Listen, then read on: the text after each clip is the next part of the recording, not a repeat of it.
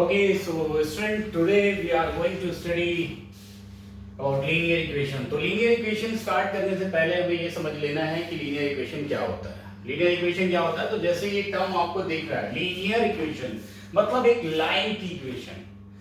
Means अगर किसी equation को आप ग्राफिकली अगर रिप्रेजेंट करते हैं तो आप ग्राफ पेपर में आपको एक स्ट्रेट लाइन मिलेगी. ऐसी इक्वेशन को हम लीनियर इक्वेशन कहते हैं. पॉलिनोमियल आपने क्लास 8 में भी पढ़ा है, हल्का फुल्का इंट्रोडक्शन, और क्लास 9 में प्रीवियस चैप्टर में आपने पॉलिनोमियल में आपने पढ़ा है. क्या पढ़ा है आपने? टाइप्स ऑफ पॉलिनोमियल में आपने पढ़ा है 1 डिग्री पॉलिनोमियल. तो linear equation basically 1 degree polynomial ही होता है. क्लास 8 में जब हम पढ़ते हैं लीनियर इक्वेशन को तो हम क्लास 8 में कैसे पढ़ते हैं? Linear equation in 1 variable. और जब हम क्लास 9th में पढ़ते हैं तो हम पढ़ते हैं linear equation in 2 variable.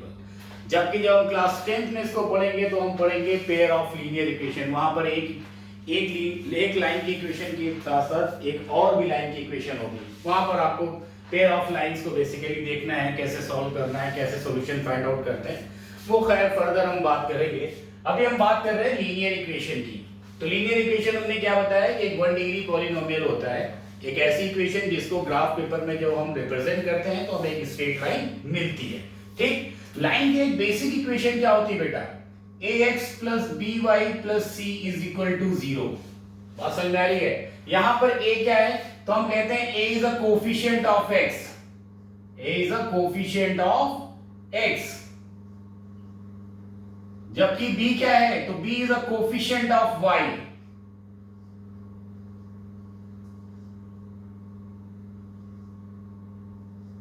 and c is a constant value. आपने पॉलिनोमियल में पहले ही पढ़ लिया है variable and constant.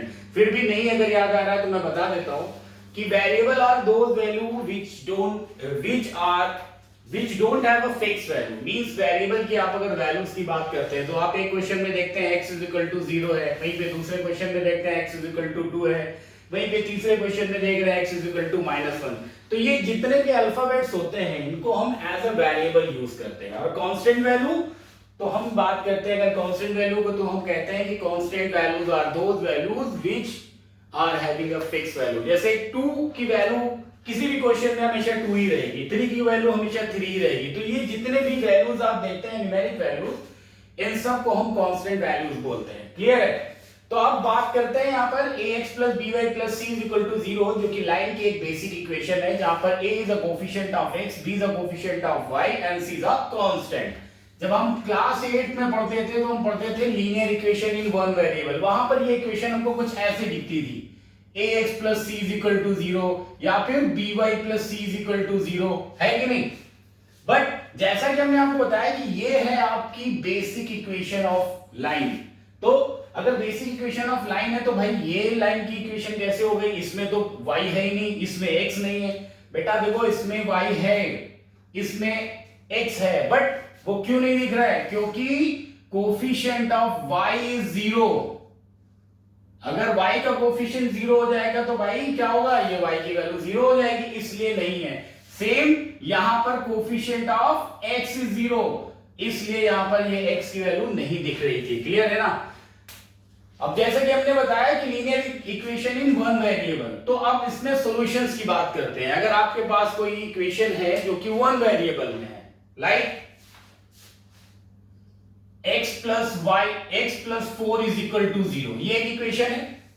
x plus 4 is equal to 0, ये लीनियर इक्वेशन इन 1 वेरिएबल. अब आपसे पूछा जाए सॉल्यूशंस कितने होंगे, तो एक चीज याद रखिएगा, जब भी लीनियर इक्वेशन 1 वेरिएबल में होगी तो उसमें एक यूनिक सॉल्यूशन होगा. उसमें एक यूनिक सॉल्यूशन होगा. कैसे? देखो यहाँ पर x की वैल्यू क्या हो सकती है? इस 4 को अगर राइट साइड अगर हम शिफ्ट करते हैं तो क्या हो जाएगा? x is equal to -4. इस इक्वेशन में x की वैल्यू क्या हो सकती है? -4. -4 के अलावा क्या कोई दूसरी इक्वेशन हो सकती है? नहीं हो सकती ना. तो इसलिए हम ये बोलते हैं कि लीनियर इक्वेशन 1 वेरिएबल में सॉल्यूशन हमेशा यूनिक होगा. वहीं अगर हम लीनियर इक्वेशन 2 वेरिएबल की बात करें, अब हमारे सामने एक दूसरी इक्वेशन आ गई, x plus y is equal to 4. अब x plus y is equal to 4, तो हम सॉल्यूशन निकालने के लिए क्या करते बेटा? एक टेबल फॉर्म कर लेते हैं. एक टेबल फॉर्म कर लिया हमने. वैसे मैं आपको पहले ही क्लियर कर दूं कि लीनियर इक्वेशन टू वेरिएबल में इनफिनाइट मेनी सॉल्यूशंस हो सकते हैं। क्लियर है? अब इनफिनाइट मेनी सॉल्यूशंस कैसे हो सकते हैं देखते हैं। देखिए बेटा, अब x की वैल्यू अपनी तरफ से कोई एज्यूम कर लीजिए, कुछ भी कोई भी इंटीजर एज्यूम कर लीजिए। 0 ले रहे हैं आप, ठीक, आप 0 ले लीजिए। अब आप ये सोचिए इस इक्वेशन में अगर हम x की वैल्यू 0 पुट करेंगे तो ये क्या हो जाएगा, 0 + y = 4, मतलब y की वैल्यू क्या आ गई 4, 0, 4, ये एक सॉल्यूशन हुआ। अगर इसी इक्वेशन में, अब इसी इक्वेशन में आप कह रहे हैं क्या -1, ओके, x की वैल्यू अगर हम -1 लेते हैं तो क्या होता, देखिए बेटा, x की वैल्यू -1 लिया, y = 4, तो y की वैल्यू क्या हो गई भाई साहब 5। ये एक दूसरा सॉल्यूशन हो गया। तीसरा सॉल्यूशन क्या करें, y की वैल्यू 0 लेनी है, ठीक, y की वैल्यू आप ले सकते हैं अपने साइड से, y की वैल्यू आप 0 ले लीजिए तो x + 0 = 4। अगर y की वैल्यू 0 लेंगे तो x की वैल्यू क्या आएगी 4, तो एक सॉल्यूशन ये हो गया। इसी तरीके से number of time when you are changing the value of x you will get different value of y. Similarly, if you are putting the value of y then you are getting the value of x. इसी तरीके से numerous time you can find out the solution. इसलिए हम ये कहते हैं कि linear equation अगर टू वेरिएबल में गिवन है तो you can find infinite many solutions. Clear है?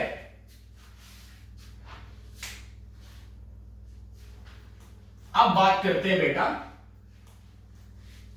इनको रिप्रेजेंट करना, या चलिए उससे पहले और एक भी कुछ छोटे क्वेश्चंस कर लेते हैं। जैसे कई बार आपके सामने एक इक्वेशन आ जाएगी, भाई इक्वेशन दी है कि 2x + 3y = 6, और अब आपके सामने एमसीक्यू लिखा हुआ, हम दो ही ऑप्शन ले लेते हैं, दो ही ऑप्शन ले लेते हैं, जहां एक है x = 3 और एक है y = 0, एक दूसरा है x = 2 और y = 2, तीसरा है x = 3 y = 0, सॉरी ये तो सेम लिख चुके हैं ऑलरेडी, तो तीसरा है x = 0 and y = 3, x = 0 and y = 3। चलिए चौथा ऑप्शन और ले लेते हैं कि x = 3 एंड y = 2। अब देखिए क्या है, अब आपके सामने क्वेश्चन आएगा कि 2x + 3y = 6, ये एक इक्वेशन गिवन है, इनमें से आपको ये फाइंड आउट करना है कि कौन से इसके सॉल्यूशंस होंगे। करना क्या है बेटा, आपको x और y की वैल्यू पुट करके देख लेनी है, x और y की वैल्यू पुट करके देखना है क्या दैट इज इक्वल टू 6 आता है। यहां पर अगर हम पुट करें तो देखिए 2 × 3 + 3 × 0 क्या वैल्यू बनी 6, मतलब ये है।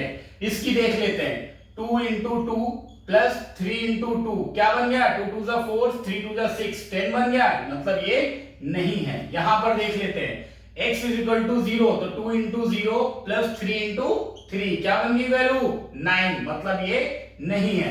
यहां पर आते हैं x = 3 है तो 2 × 3 + 3 × 2 क्या बन गया 12, मतलब ये भी नहीं है।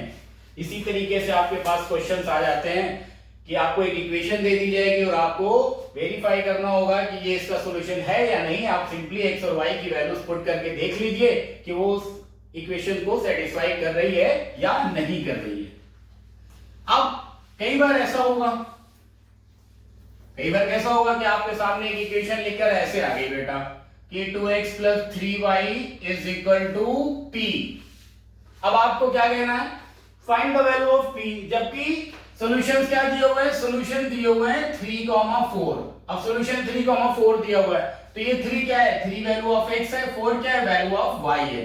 तो करना क्या है, सिंपली जहां पर x है वहां पर 3 पुट कर देना है, जहां पर y है वहां पर 4 पुट कर देना है। तो क्या करेंगे, 2 × 3 + 3 × 4 = p। we have to find out the value of p। 3 2 6, 3 4 12, तो p की वैल्यू क्या हो गई भाई 18। इस तरीके से आप बहुत इजीली वैल्यूज आप फाइंड आउट कर सकते हैं किसी वेरिएबल की। क्लियर है? अब बात करते हैं जो बच्चों को अक्सर दिक्कत देती है कि कई बार इक्वेशन आपको दे दी जाती है और आपसे बोला जाता है कि भाई ग्राफ पेपर में इसको रिप्रेजेंट करना है। हमने एक बहुत छोटी सी इक्वेशन ले ली, हमने क्या ले लिया, हमने ले लिया x + y = 6। क्या करना है, इसको नंबर लाइन पे रिप्रेजेंट करना है। तो नंबर लाइन पे रिप्रेजेंट करने से पहले at least we have to find 2-3 solutions of this equation. मैंने आपको पहले ही बताया था कि इक्वेशन फॉर्म करने के लिए सॉल्यूशंस पुट करने के लिए आपको क्या करना है, टेबल क्रिएट कर लेनी है। यहां पर x लिख दिया, यहां पर y लिख दिया। अब क्या करेंगे, अपनी तरफ से x की वैल्यू लेंगे। क्या लिया आपने, 0 लिया, ठीक। अगर आप इसमें इस इक्वेशन में x की वैल्यू 0 पुट करेंगे तो y की वैल्यू क्या आ जाएगी, 6। क्लियर है। अगर x की वैल्यू 1 पुट करते बेटा तो y की वैल्यू क्या आ जाती, 5। अब अगर y की वैल्यू अगर 0 पुट कर देते तो x की वैल्यू क्या आ जाती, वो भी 6 हो जाती। अब देखिए यहां पर 3 सॉल्यूशंस मिल गए। अब सिंपली, अब यहां पर हमारे पास ग्राफ पेपर तो है नहीं, बट रफली मैं आपको बता देता हूं। हमने क्या किया, ऐसे ग्राफ ड्रॉ कर दिया, ठीक। ये आपका ओरिजिन होता है, आपको पता है, सारी की सारी वैल्यूज जो है वो पॉजिटिव है। सो 1 2 3 4 5 6, मैक्सिमम 6 है। 1 2 3 4 5 6, ठीक। अब 0,6 0,6 कहां पे लाई करेगा भाई, तो 0,6 लाई करेगा y एक्सिस पे, पता है ना आपको। 1,5 1, x की वैल्यू 1 और इसकी वैल्यू 5, कहां आ गया, ये